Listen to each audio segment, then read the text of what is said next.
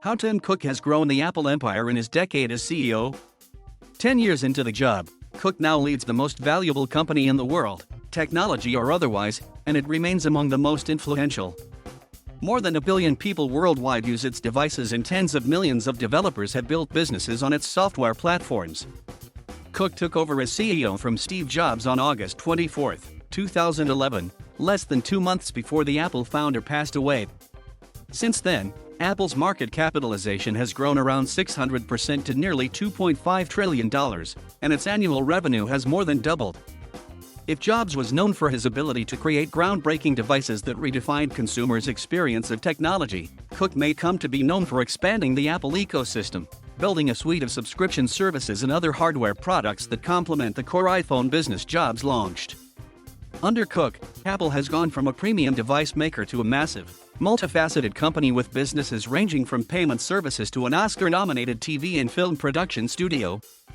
He's overseen the acquisition of more than 100 companies, including the $3 billion Beats purchase in 2014 and the $1 billion acquisition of Intel's smartphone modem business in 2019.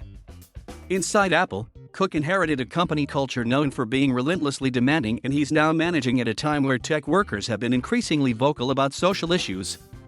Cook has also been at the helm for major corporate missteps such as Batterygate and allegations of poor labor conditions in its suppliers' factories. A recent announcement around a new child protection initiative also turned into an unexpected PR nightmare. And he has navigated a host of external threats to Apple's business over the years, including, recently, feuds with the Trump administration, the US-China trade war, and the COVID-19 pandemic. What Cook hasn't done is launch another product as successful and disruptive as the iPhone, but he's found ways to keep Apple growing without that. It's possibly the most successful handoff from strength to strength in corporate history. Mike Bailey, Director of Research at FBB Capital Partners, said of the transition from Jobs to Cook. Apple, frankly, needed a cheerleader and a politician, possibly more than a micromanaging, stressed-out founder. Bailey added, "You're maintaining the empire, as opposed to building one." The growth of services. A month after taking over as CEO, Cook announced the launch of the iPhone 4S. Since then, Apple has released nearly 24 more versions of the iPhone at a wider range of price points, along with new generations of the iPad, Mac, and MacBook. Cook has also overseen the introduction of new hardware products, most successfully, the Apple Watch in 2015 and AirPods in 2016. But even more important than the new devices brought to life under his leadership is the growth of Apple's services business. From a hardware standpoint, I think you can make the argument that it's been more iterative than revolutionary, but I think that diminishes his contribution to the company, said D.A. Davidson analyst Tom Forte, adding that Cook expanded the notion of what Apple is. He said, "What can Apple be? Apple can be a music subscription service, Apple can be a fitness subscription service, Apple can be much more than the App Store." Even in the first 5 years of his tenure, Apple was making meaningful revenue from its services division, which included products such as iCloud, which launched in October 2011, Apple Podcasts, which launched in 2012, and Apple Music, which launched in 2015. In January 2016, Apple revealed for the first time that it had generated $20 billion in services sales in the previous year.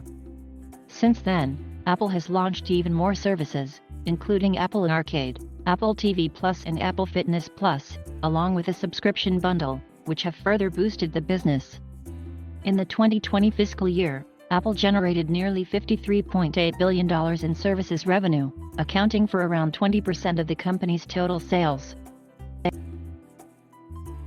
Apple's focus on services has allowed it to be less reliant on iPhone sales, which can be volatile from quarter to quarter and have begun to plateau, even dipping at times under Cook. A key focus for Cook has been offsetting that slowing iPhone growth. He kept the iPhone party going, but he solved a boom-bust problem by exploding their services business, FBB's Bailey said. Apple still brings in hordes of cash each year from iPhone sales, but now, it also has the more consistent, higher margin profits from subscription services to act as a buffer as customers hold onto their devices for longer. Services also give consumers yet more reasons to choose Apple hardware over others, and helps the company eke out more dollars from each person that buys one of its devices. What's next? Cook has already said he doesn't plan to be at Apple in another 10 years. But most followers of the company expect him to stick around for at least a few more.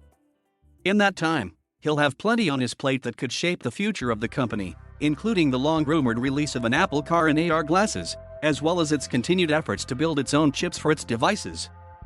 But he'll also face major challenges, including Apple's current antitrust fight with app developers and regulators. Forte also questioned whether Apple will be able to maintain its leadership position if the growth in Internet of Things devices means consumers become less reliant on smartphones. Apple has yet to gain the same traction in connected home devices as Amazon's Alexa, and earlier this year killed off its original HomePod in favor of the cheaper mini version. An argument can be made that they're heavily dependent on the iPhone, Forte said. I'm still trying to envision what the future looks like and what happens when the smartphone is no longer the center of the universe. Under Cook, Apple has also been working to address its impact on the environment, including plans to become carbon neutral by 2030. But given that the company is dependent on a complex global supply chain and non-renewable rare earth metals to build its products, Cook will likely have to push the company's efforts further in the coming years, as climate change poses an increasingly existential threat. Then there's the question of who will take over leading the world's biggest company when Cook does step down.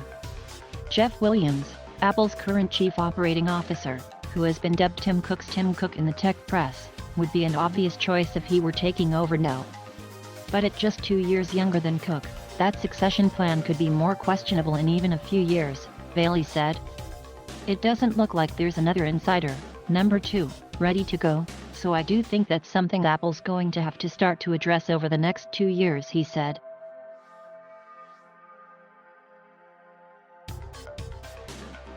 Thank you for watching. Please subscribe.